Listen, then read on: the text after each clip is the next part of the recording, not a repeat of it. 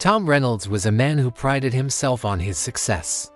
His law firm provided a comfortable living, his suburban house was spacious and well-kept, and he had built a life that many envied. But despite all the outward signs of a happy marriage, something was deeply wrong. His wife, Laura, had been acting strangely for months, distant, distracted, and often lost in thought. The little signs began to add up, and Tom, ever the pragmatist, started to wonder, was his wife planning to leave him? It started with small things, subtle shifts in their routine. Laura would spend longer hours at the gym. She'd claim to have book club meetings he'd never heard about before. Suddenly, she was taking weekend trips with friends, trips he wasn't invited to. Tom was used to her being busy. She had her own successful career, after all. But this felt different. Something was off. He noticed she was more secretive with her phone, her once affectionate demeanor now seemed forced, and their conversations grew terse and shallow. One evening, after an argument about something trivial, Laura snapped. "You wouldn't understand," she said, her eyes sharp with frustration. "You're always so busy." "I need space." The words stung. Tom had always been dedicated to his work, but he also thought he was dedicated to their life together. That night, something clicked. He couldn't ignore the gnawing feeling in his gut anymore. Maybe she was planning something. Maybe she had already made up her mind to leave. And that's when the thought occurred to him, what if I get ahead of her? Tom had seen enough divorces in his career to know how they worked. He knew that often, when one spouse suspects a breakup is coming, they begin moving assets, hiding money, or making secret preparations. Tom wasn't naive. If Laura was planning to take him for half of everything he'd worked so hard for, he would make sure she didn't catch him by surprise. He wouldn't be a victim in his own story. So, Tom started taking action. He didn't tell anyone, not even his closest friends. This was a mission he had to undertake alone. He began to move their assets, little by little, with meticulous care. First, he transferred money from their joint accounts into his personal savings, setting up few accounts that were solely in his name. Then, he sold a few investments he knew could be liquidated quickly, converting them to cash before she could get a whiff of what was happening. A couple of rare art pieces he had collected over the years were sold to a trusted dealer, and the proceeds went straight into a private account overseas, far from her reach. He also moved key documents, things like property deeds, business ownership papers, and other important assets into a new safe deposit box that only he could access. He was careful, methodical, and patient. This wasn't about greed or revenge. It was about survival. It was about being prepared. If she was going to make a move, Tom was going to be ready. He was building a fortress around his life's work, brick by silent brick. 2 weeks later, the other shoe dropped. He came home from a long day at the office to find Laura sitting at the kitchen table, looking unusually calm. Her eyes, which once held such warmth, now had a coldness that made Tom's gut tighten. This was it.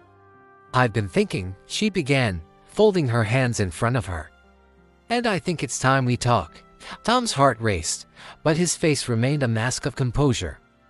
He had been waiting for this moment, but hearing the words out loud still made it feel brutally real. He took a deep breath and sat down across from her, the polished wood of the table feeling like a battlefield between them. "I think we need to get a divorce, Tom," Laura said, her voice steady but distant. "I've tried to make this work, but I've realized that we're just not the same anymore. I've been seeing someone else." Tom's pulse quickened at the confession, a hot flash of anger and betrayal mixing with a cold sense of vindication. But he stayed calm, keeping his emotions locked down tight. "I see," Laura continued, seemingly detached, as if reading from a script. "I've already talked to a lawyer. We can split everything fairly, and I'll take what's mine, of course. I've already started the process." Tom didn't flinch. He knew she had probably been planning this for months.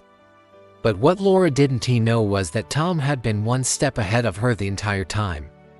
The assets she thought were hers to take were not as easily accessible as she believed. "I understand," he said, his voice soft but firm. "But before you make any decisions, you might want to take a look at something." He reached into his jacket pocket and pulled out a folder. He placed it on the table between them. Laura eyed it warily. "What's that?" she asked, her tone already defensive. Tom slid the folder over to her. "It's a summary of our assets, Laura. You might want to take a look, because things aren't exactly as you think." Laura's eyes narrowed as she opened the folder. Her gaze flicked over the document, and a look of confusion slowly crept across her face as she saw the numbers and details. The large balances she expected to see were gone. The investment portfolios were empty.